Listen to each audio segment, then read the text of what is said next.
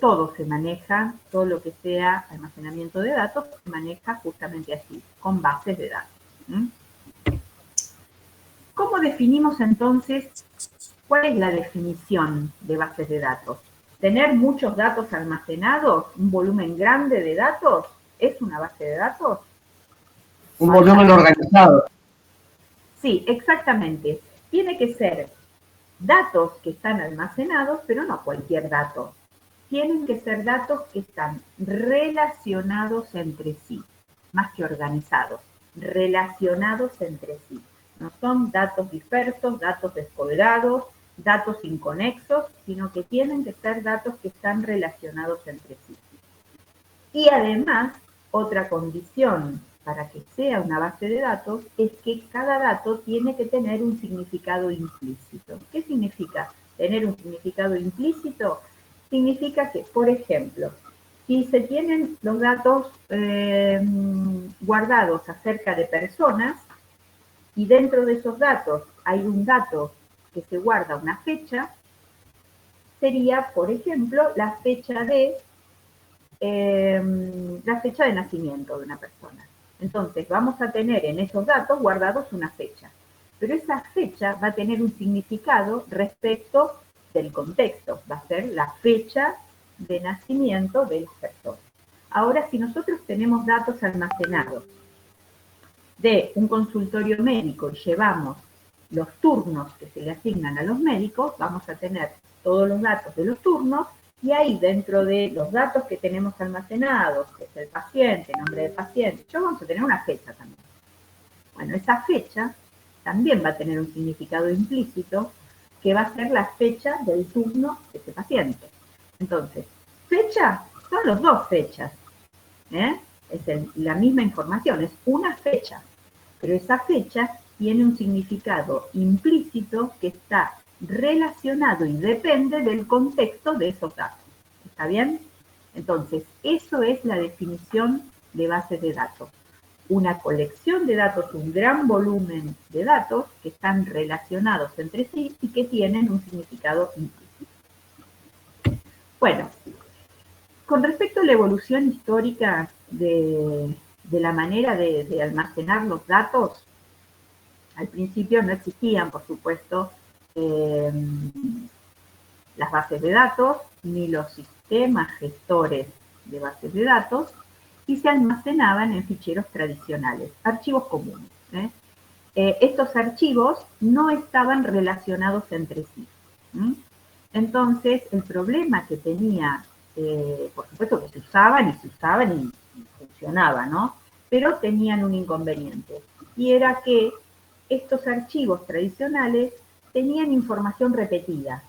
La información estaba repetida en muchos archivos. Como los archivos no estaban conectados entre sí, no estaban relacionados, entonces se almacenaba el nombre del paciente en un archivo, después se almacenaba el nombre del paciente en otro archivo, se volvía a almacenar el nombre del paciente en otro archivo. Bueno, y había mucha información repetida. Se dice que son datos redundantes. Esto de tener tantas veces repetidos los datos en estos archivos hacía que los archivos se vuelvan grandes, entonces ocupaban mayor volumen de almacenamiento en las unidades de almacenamiento, y buscar un dato dentro de un archivo muy grande se volvía una búsqueda lenta.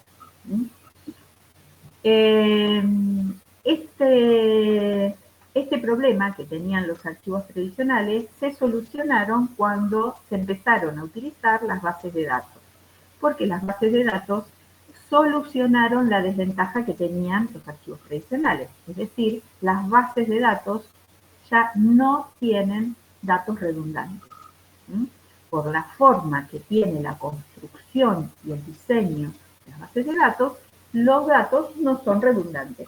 Nunca vamos a estar repitiendo datos, el mismo dato, en las bases de datos. Eso que hace que los archivos entonces tengan menos datos, sean más chicos, ocupen menos lugar, sea más rápida la búsqueda. Bueno, vinieron a solucionar el problema que tenían entonces los archivos tradicionales. Si vemos la evolución de las bases de datos a lo largo del tiempo, bueno, hubo distintos tipos y existen distintos tipos de bases de datos. las primeras que se crearon fueron las de tipo jerárquicos, estas ya no se utilizan, las de tipo en red, que esto vamos a ver unos esquemas como son. Después existieron y existen las bases de datos de tipo relacionales, y estas son las que vamos a estudiar en esta materia, las bases de datos relacionales. Existen las multidimensionales y existen las bases de datos de tipo objeto. Fíjense acá en esta imagen, voy a agrandar acá, ¿cómo es la evolución de los sistemas de bases de datos? Bueno, parten de la necesidad de almacenar grandes volúmenes de datos, ya no se podían llevar de forma manual. Entonces, bueno, primero se comenzaron a almacenar en cintas magnéticas, luego en discos, y recién en los años 70, 1970, ahí nacieron las bases de datos relacionales, que son las que vamos a utilizar nosotros. Surgieron de la mano de la empresa Oracle, y en el 80 ya estaban totalmente utilizadas las bases de datos, se utilizaban para todo. Ya se habían posicionado en el mercado y empezaron a crearse distintos gestores de otras empresas, no solamente de Oracle, y en la actualidad hay muchísimos o varios sistemas gestores de bases de datos. Nosotros vamos a usar uno que también es de Oracle, pero simplemente porque tenemos que aprender cómo funcionan estos sistemas gestores de datos, ¿no? Y yo elegí cuál vamos a usar, pero una vez que ustedes aprendan a utilizar cómo funciona y cómo se utiliza un sistema gestor de bases de datos, van a poder utilizar cualquier otro gestor de bases de datos, porque todos utilizan los mismos lenguajes. Algunos quizás sean mejores para usar en servidores grandes, otros quizás son mejores para utilizar en una PC, algunos son, bueno, tendrán sus características y cada uno después elegirá cuál es el mejor gestor a utilizar. Con nosotros vamos a ver algunos. Pero una vez que ustedes aprenden cómo funcionan los gestores, las partes que tienen estos gestores, los lenguajes que utilizan, el lenguaje es el mismo para todos. Bueno. Fíjense, acá tienen una estructura de lo que sería una estructura de bases de datos jerárquica. Jerárquica es a partir de una entidad, se empieza a relacionar, se relaciona justamente porque es una base de datos, y en la base de datos los datos están relacionados, ¿no? Entonces se empiezan a relacionar, pero fíjense que siempre se relacionan hacia abajo, forman una estructura de árbol. Y esta es la estructura que tienen las bases de datos jerárquicas. Si ustedes se fijan cuál es la forma que tiene una estructura de red, acá tenemos distintas entidades que son ciudades, vendedores, productos. Entonces cualquier ciudad se puede relacionar con cualquier vendedor y cualquier vendedor se puede relacionar con cualquier producto. Entonces se forma esta estructura de red. Parece un poco caótica, pero las estructuras de red son así. Cualquiera se puede relacionar con cualquiera y forman esta estructura. Entonces pasamos de una estructura que era así en forma de árbol a una estructura en red. Bueno, y luego se crearon las bases de datos con estructura relacional, y estas son las que nosotros vamos a utilizar.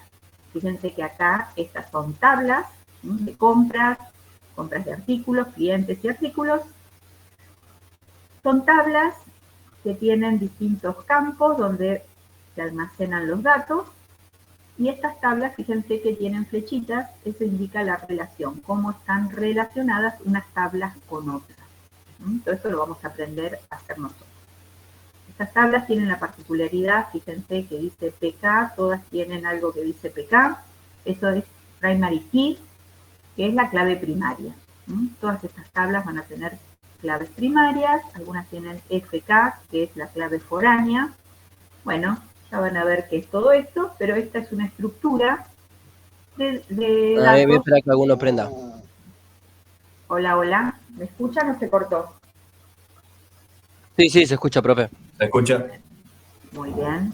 Bueno. Profe, Drawio se puede usar, ¿no? Para esto, si no me equivoco. Es una aplicación de internet. Es lo que vamos a usar nosotros. Sí. Ah, joya. Sí, la conozco un poco, está buena. Muchas gracias. Bueno, no de nada. Bueno, muy bien. Y fíjense que esta sería una estructura de bases de datos con estructura orientada a objetos. Acá la diferencia que tienen estas bases de datos es que pueden almacenar datos de distintos tipos. Gráficos, voz, archivos de voz, imágenes, bueno, textos, todo muy de manera natural. Esto lo van a ver en base de datos 2. ¿Sí? ¿Alguien quiere hablar? Bueno, respecto de los sistemas que trabajan con archivos tradicionales, ya les estuve hablando cuáles son las desventajas, pero acá tienen un ejemplo. Fíjense, acá hay todo un sistema acerca de un campeonato de fútbol. Van a ver que hay archivos de jugadores, de arqueros, de clubes, de equipos, de estadios, bueno, socios, todo lo que involucra un campeonato. Pero si ustedes se fijan, estos archivos son todos sueltos, ninguno está relacionado con otro, no hay flechas acá en este tipo de sistemas, no hay flechas que relacionen un archivo con otro. Y entonces nos podemos encontrar con que, por ejemplo, acá está el nombre del jugador, acá está el nombre del jugador, acá está el nombre del jugador, acá está el nombre del jugador, acá está... Se repite, hay información que se repite permanentemente en este tipo de archivos. Por eso es que la información es redundante, está repetida y además estos archivos están inconexos, no están relacionados. Bueno, les voy a mostrar, antes de contarles las ventajas y desventajas, les voy a mostrar ese mismo sistema, cómo se vería si lo tenemos en una base de datos relacional. Fíjense, acá tendríamos ese mismo sistema para un campeonato, donde fíjense que acá se achicó totalmente, ya no figura el nombre del jugador por todos lados. Miren que hay menos campos para cada uno de estas tablas o estos archivos y están todos relacionados. Todos tienen flechas que unen con uno con otro y no vamos a encontrar nunca en un sistema de bases de datos una tabla o un archivo que no esté relacionado con otros. No hay ninguno que esté inconexo. Todos vamos a encontrar que alguna flecha tiene y se van conectando con otros. Entonces, es típico esta estructura para que se den cuenta la diferencia que existe entre archivos tradicionales y archivos manejados en una base de datos. Vamos a hablar de cuáles son las ventajas. Ya hablamos de algunas ventajas que tienen las bases de datos. Por supuesto que eliminaron la redundancia, menos espacio de almacenamiento, el acceso entonces a los datos también es más eficiente. Algo que es importante y que no tienen los sistemas de archivos tradicionales es que los datos en estos sistemas de bases de datos están documentados. ¿Qué significa que los datos estén documentados? Bueno, es que junto con los datos en sí que se almacenan en la base de datos, también se guardan los metadatos. ¿Qué son los metadatos? Bueno, se dice que son los datos de los datos. ¿Y qué serían los datos de los datos? Bueno, si nosotros decimos, yo voy a tener almacenado ciertos datos, por ejemplo, DNI. Bueno, de ese dato yo voy a decir que ahí puede haber solamente números.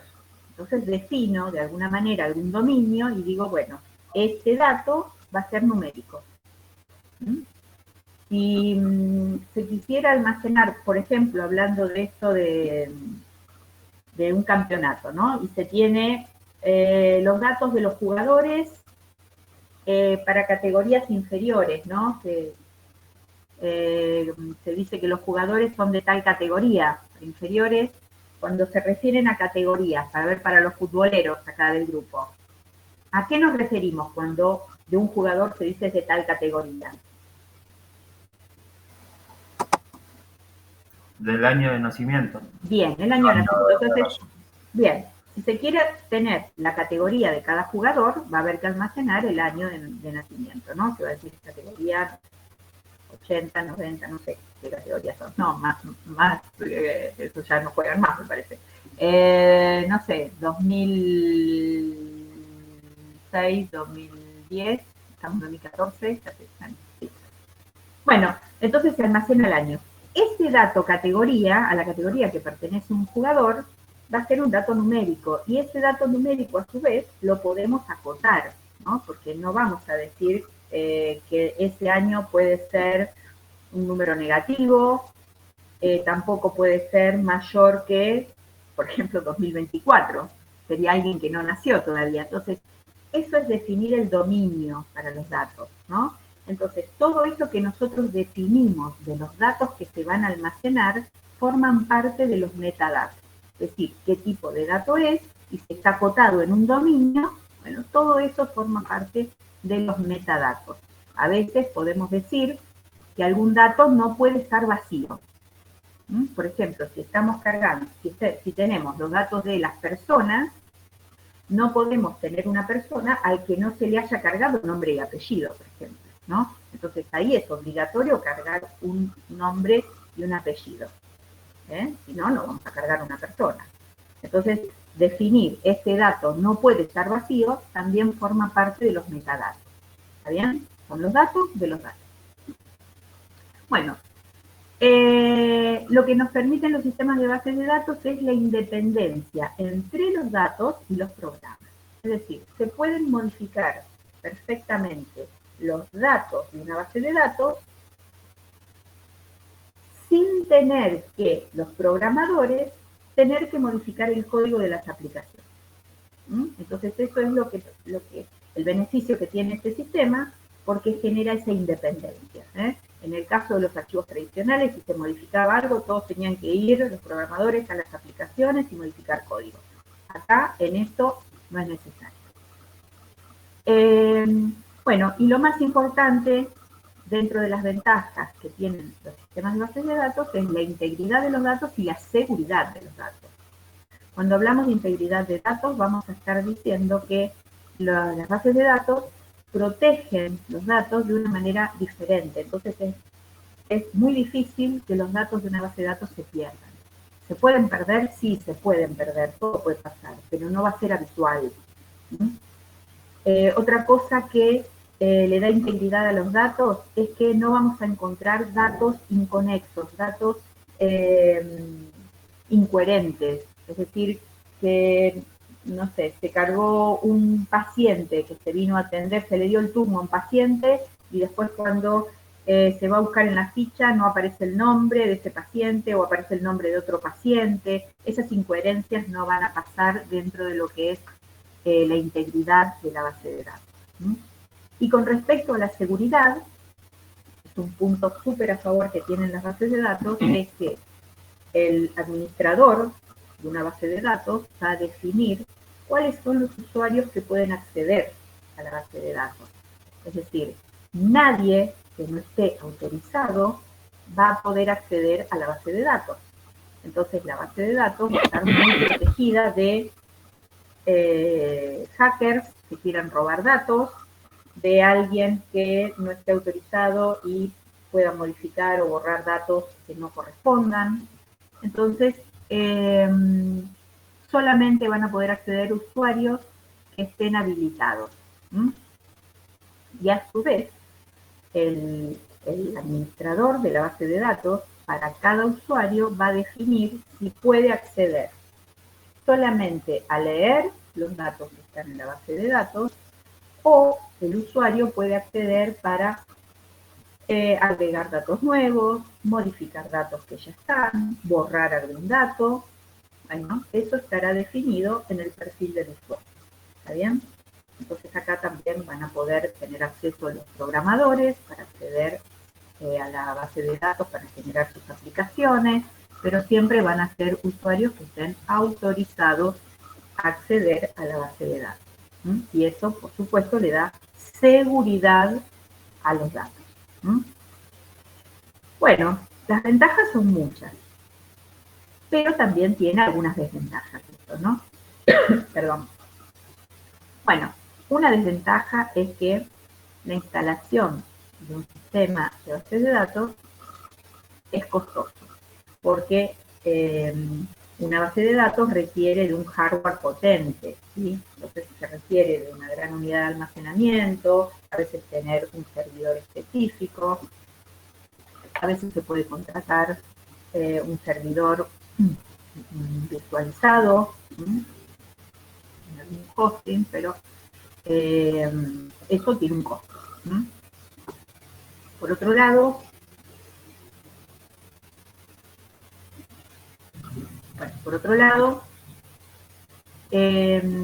tenemos que ver todo el personal, todas las personas, todos los perfiles de usuarios que van a trabajar alrededor de la base de datos. Siempre se va a necesitar de un administrador de base de datos. Va a haber programadores que acceden a la base de datos para generar aplicaciones. Va a haber usuarios finales que pueden ver alguna información que está almacenada en la base de datos. Puede haber analistas que generan los diseños para crear las bases de datos. Es decir, hay un montón de perfiles. Pero la idea de esta materia es que ustedes que están haciendo la carrera de licenciatura en programación no se limiten a un perfil para trabajar con la base de datos. Es decir, no se pongan solamente en el perfil, bueno, yo soy un programador y a mí lo que me interesa es acceder a la base de datos que ya alguien creó, ya está ahí con los datos, y yo lo único que hago es generar mi aplicación para usar y manipular esos datos. La idea es que en esta materia aprendan todo acerca de bases de datos, es decir, desde cómo diseñar desde cero una base de datos para que sea sólida, consistente, poder crearla a través del gestor de bases de datos, que es el trabajo que hace algún administrador de bases de datos, y después hacer el mantenimiento también de esa base de datos, además de, como programadores, acceder a esa base de datos para generar una aplicación. ¿Está bien?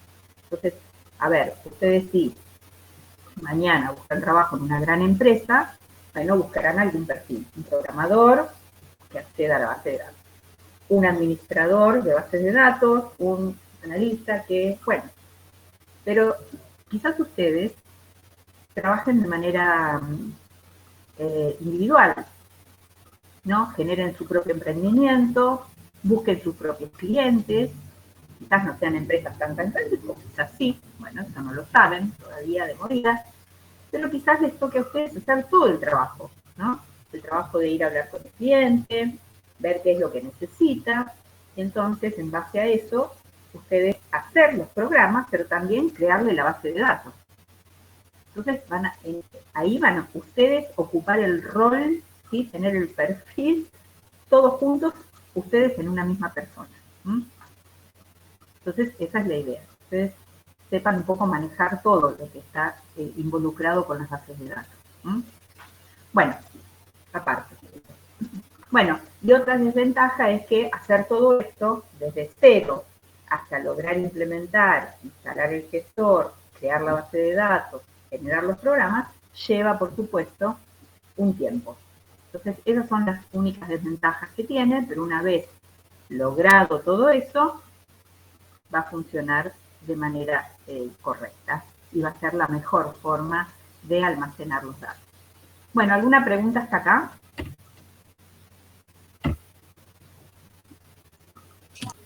No, profe, todo ok.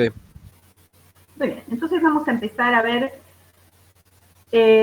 ahora sí, cómo vamos a diseñar una base de datos desde cero.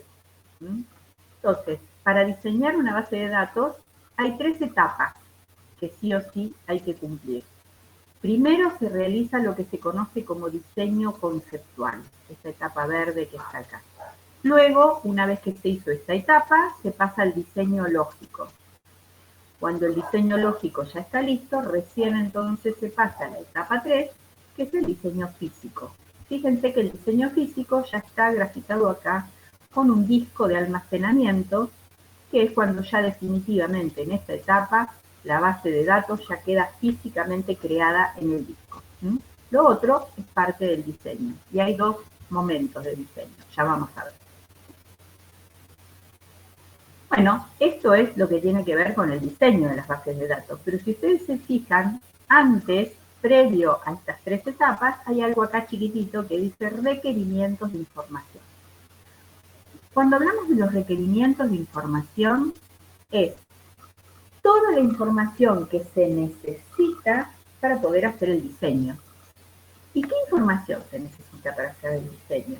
Bueno, es, a ver, para ese cliente, para esa empresa, para esa organización, para ese comercio, para esa escuela, para lo que sea que nosotros tenemos que ir y generar esa base de datos, es ir a hablar con el cliente y hacer un relevamiento, eso es, y buscar información. Cuando se hace esto es fundamental, a veces lo hace un analista, pero ya les digo, a veces nos puede tocar a nosotros también ir y hablar con el usuario, ese es el usuario. El usuario es la persona que más sabe en este momento de cómo son los datos, porque los maneja él. Entonces los tendrá en fichas, los tendrá en una carpeta, los tendrá en una planilla de Excel, no sé, como sea, pero los datos los maneja ese usuario. Entonces, ese usuario es el que más sabe acerca de los datos que él maneja y quiere mejorar esa forma, porque tarda mucho en encontrar datos, porque se le pierden datos, porque no tiene los informes como a él le gustaría, no tiene toda la información a mano para tomar decisiones, entonces quiere mejorar esto, tener en base de datos porque se le fue de las manos y necesita algo más, un soporte mejor para sus datos. Entonces hay que ir a hablar y hacer un relevamiento. Cuando se hace ese relevamiento, la persona que vaya tiene que buscar toda la información y traer y entender cómo son esos datos. Entonces, cuando vuelve de hablar con el cliente, se tiene que sentar y tiene que analizar toda la información que trajo y entender. Y entonces ahí se arma un primer diseño. Si algo no quedó claro del relevamiento, porque cuando después nos sentamos y empezamos a decir, bueno, lo hace así, pone acá, lo graba acá, este dato, los clientes son así, los proveedores le proveen solo este artículo o el proveedor le provee muchos artículos. Y me genera una duda, ¿será que el proveedor solo provee un artículo en especial o le provee muchos? Eso no me quedó claro. Bueno, todas esas dudas que surgen de la información que se trajo, hay que hacer toda una lista de preguntas y volver en una segunda entrevista con el cliente. A veces el cliente puede ser una persona, puede ser varias, un gerente, los jefes de distintas áreas, los administrativos, bueno, hablar con todos, pero la información tiene que estar clara. Si alguna duda nos quedó de cómo es que ese dato, por qué lo pone acá, de dónde sale ese dato, dónde lo asienta, tiene que estar bien claro. Entonces, es fundamental tener toda esta información bien. No puedo suponer algo yo. Acá no se puede suponer nada. Hay que saber todo bien. Entonces, si partimos haciendo un diseño con información que vamos a suponer, entonces, bueno, no estaría bien, quizás el diseño no salga bien. Entonces hay que preguntar todo. Y está bueno volver una segunda o una tercera vez si es necesario hablar con el cliente y preguntarle todo. Una vez que se sabe todo, se pasa al diseño entonces conceptual. Bueno, toda esta información que se recopila hablando con el usuario se conoce como el documento de especificaciones de requisitos de software. Ahí va a estar toda la información acerca de los datos que maneja el cliente. Y una vez que se tiene ese informe, entonces vamos a ir a la etapa número 1, a la modelización de los datos. Y la fase número 1 es el diseño conceptual. El diseño conceptual se lo conoce como modelo entidad-relación. Ese es el nombre. El modelo entidad-relación corresponde a la fase número 1, que es el diseño conceptual.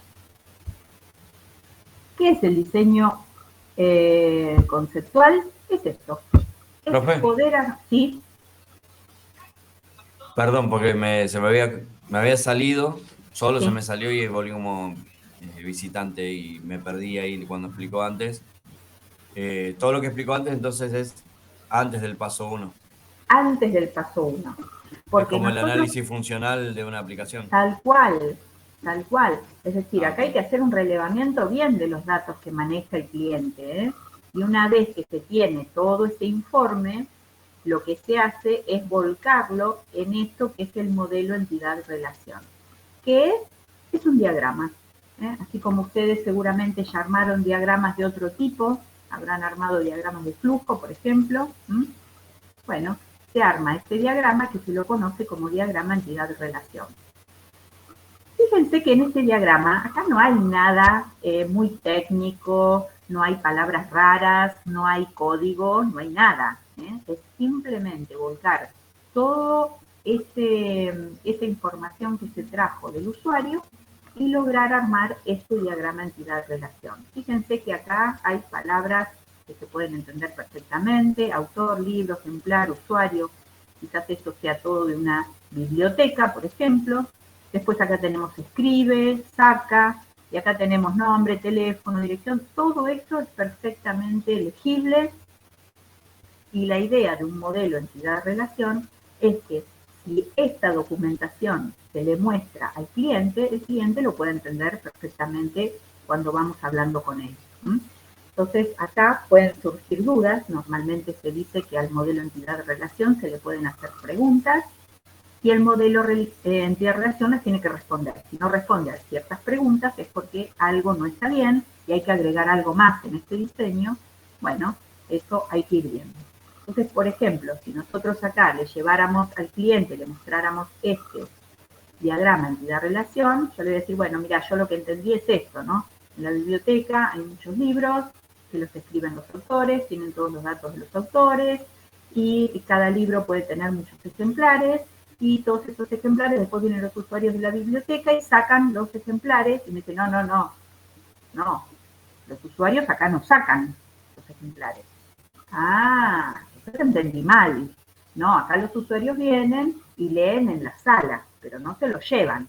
Ah, bueno, entonces acá hay que modificar algo, porque los usuarios no sacan los ejemplares, sino que los usuarios vienen a hacer uso a la sala. Entonces, solo ese verbo, cambiar, pero bueno, tiene que estar bien claro, porque él saca, me imagino que lo saca y se lo lleva a su casa, ¿no? En una biblioteca. Entonces, no, son los préstamos solo en sala. Entonces, bueno. Entonces, fíjense que este esquema, que nosotros se lo podríamos estar mostrando al cliente, si mira, es así, es el que me diga, ok, si es así o algo que no entendí, bueno, que lo diga. Pero todo esto tiene que estar bien claro. Este diseño es el puntapié inicial. Si algo está mal en este diseño, después se va a volcar en las etapas siguientes con errores. Entonces, hay que hacerle preguntas, tenemos que estar bien seguros que este diseño se hizo bien, que no falta ningún dato en ningún lado. No sé, si acá del libro yo le dije, bueno, ustedes anotan la cantidad de páginas, el título, el ISBN, el editorial, y después me dice, bueno, sí, pero también guardamos acá, no sé, qué color es el libro, qué sé yo, por decir alguna cosa, ¿no? Bueno, entonces agreguemos, acá también interesa saber de qué color es el libro, ¿no? Si es de tapa dura, tapa blanda, bueno, anotamos acá. Todo eso, si algo faltó, tiene que reflejarse acá en este diagrama. Si algo estaba mal, también tiene que reflejarse. Si falta, hay que agregarlo, si estaba mal hay que corregirlo, pero de este diagrama que es tan claro, está todo legible, es justamente para que acá cualquier persona lo pueda entender. No se necesita ser un programador, no se necesita ser una persona de sistemas, simplemente es mirar a ver cómo funciona todo y si todo está correcto. Bueno, una vez que ese diagrama, el modelo, entidad-relación, ya está corregido y sabemos que está bien, entonces vamos a pasar a la fase número 2. Y la fase número 2 es el diseño lógico. Se conoce como modelo relacional. Entonces acá sí necesita ser una persona que sea de sistemas, un informático, para trabajar con este modelo lógico. El modelo lógico lo que va a hacer es pasar del modelo entidad-relación que les mostré antes a esto, que son tablas y todas con flechitas relacionadas, porque estamos en el modelo relacional. Entonces se pasa de uno al otro. Hay normas, hay formas, ya vamos a aprender cómo pasar de uno a otro. Esto que nosotros vemos como tablas, quizás ustedes ya se lo imaginan que ya está en el disco eso, ¿no? Bueno, no, todavía no. Esto sigue siendo todavía, cuando armamos estas tablas en el modelo relacional, sigue siendo un diagrama. Está dibujado. por decir así, todavía no está escrito, no hay ningún código en ningún lado, simplemente se arma esto en base al modelo entidad-relación. Pero todavía acá nadie escribió en ningún lenguaje, en ningún código, simplemente se armó esto, que también es un diagrama. ¿Está bien? Una vez que se armó todo esto y ya sabemos cuáles van a ser las tablas, cómo van a estar relacionadas, entonces vamos a pasar a la fase número 3, que es hacer el diseño físico, el modelo físico. ¿El modelo físico qué es? Bueno, acá sí, hay que volcar todas esas tablas que ya sabemos cómo tienen que ser, ya grabarlas, crearlas en el disco, ya directamente, generar, crear la base de datos. ¿Eso cómo se hace? Bueno, acá sí es el momento en el que se necesita el sistema gestor de bases de datos, que es el que nos permite, a través de un lenguaje, crear físicamente en el disco la base de datos. ¿Qué se genera? La estructura de la base de datos. Después, una vez que está esa estructura, esas tablas, habrá que empezar a cargar datos, ¿no? Pero vamos a estar creando la estructura de la base de datos. Entonces, fíjense acá, hay un esquema que se parte de un usuario, acá es el usuario experto porque es el que sabe todo acerca de los datos que maneja, un analista informático, bueno, que se pone en contacto con el usuario hasta que realiza el modelo conceptual. Después el analista va a pasar ese modelo conceptual al modelo lógico, y una vez que este modelo lógico ya está creado, entonces a través de un gestor de base de datos, y eso es manejado por un administrador de base de datos, a través de un código, de un lenguaje, va a escribir y va a crear la base de datos directamente físicamente en un disco. Bueno, acá les dije que se utiliza un lenguaje.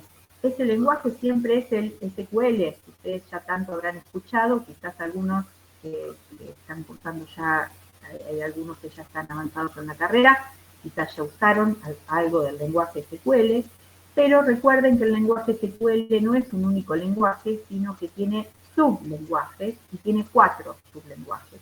Uno de esos sublenguajes que forman parte del SQL es el DDL, el lenguaje de diseño de datos. Y el lenguaje de diseño de datos es el que utiliza el administrador de la base de datos para crear las bases de datos en la última etapa del modelo físico.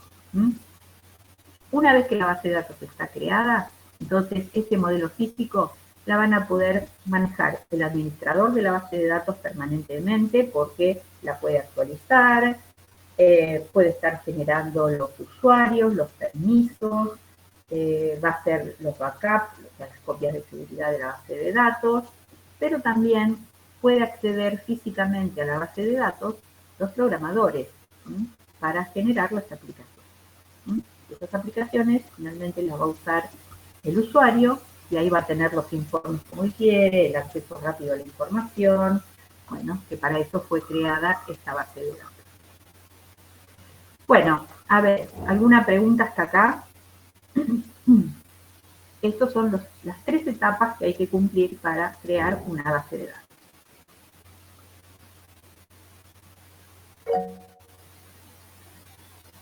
Sí, ¿quién levantó la mano?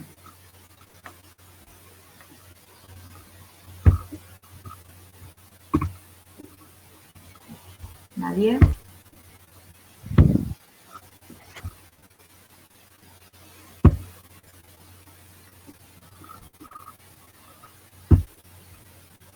No, profe, hasta ahora bien.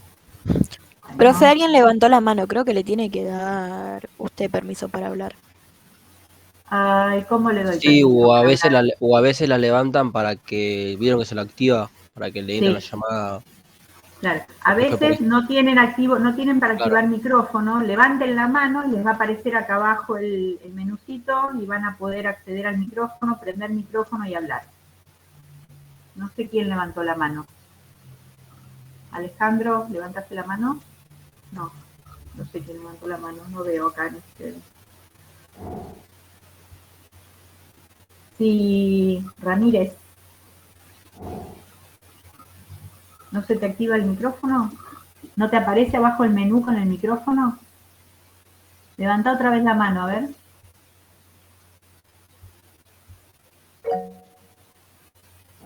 A ver, ¿y ahora? ¿No te aparece ahí abajo para que vos actives tu propio micrófono? Los visitantes, cuando levantan la mano, se les activa después abajo el menucito y les aparece el micrófono para poder activarlo. Bueno, actívalo. Activa tu micrófono.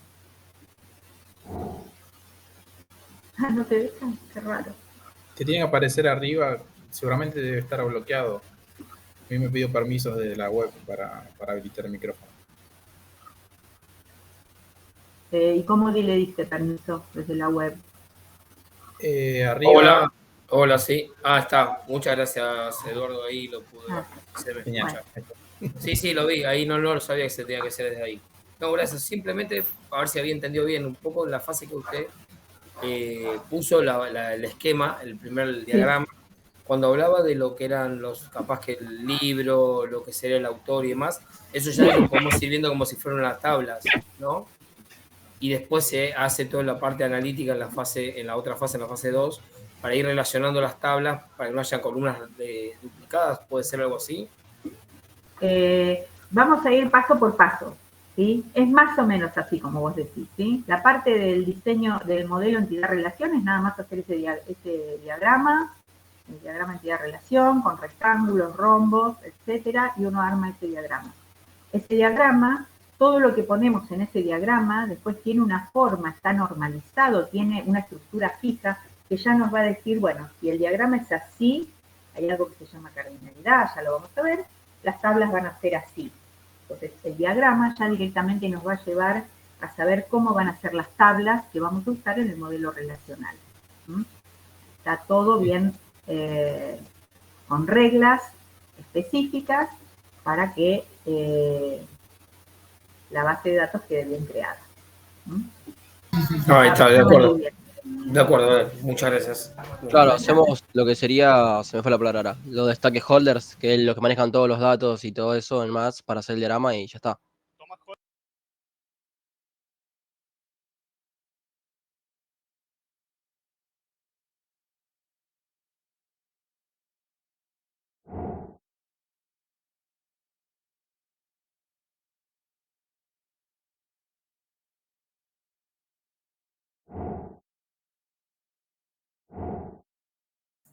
¿Alguien echó a la profe? Desconectó la profe, ¿no? Sí. No, se la habrá desconectado, boludo. Encima no te tira, viste, si la echan, así que...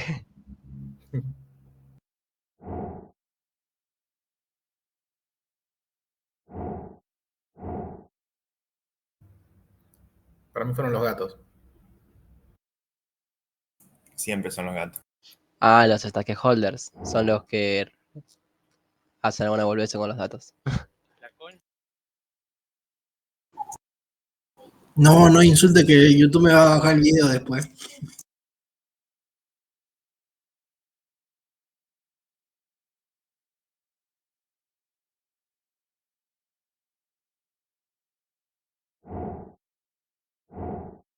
Nuevo. ¿Me escuchan ahora? Sí. Ahora sí. Bueno. Sí. Me desconectó el sistema, no sé qué pasó, pero ya estoy de nuevo acá conectada. Bueno, muy bien. ¿Me escuchan bien? Perfecto. Sí, profe. Bueno, cosas que pueden pasar, somos muchos, así que bastante bien por ahora la conexión. Bueno, muy bien. Si tienen alguna pregunta, algo que me quieran decir, esto fue la introducción de todo lo que vamos a ver. Nosotros vamos a empezar hoy con lo que es la fase número 1, que es cómo vamos a armar ese modelo entidad-relación. Y van a tener un trabajo práctico donde ustedes van a tener que armar un modelo simple, pero bueno, es para ver si se manejan bien con las herramientas de armar los diagramas, si entienden bien lo que es las entidades y lo que vamos a ver ahora. Si les parece, podemos hacer un intervalo ahora hasta 8:05. Así que voy a escribir acá en el chat que volvemos a las 20:05.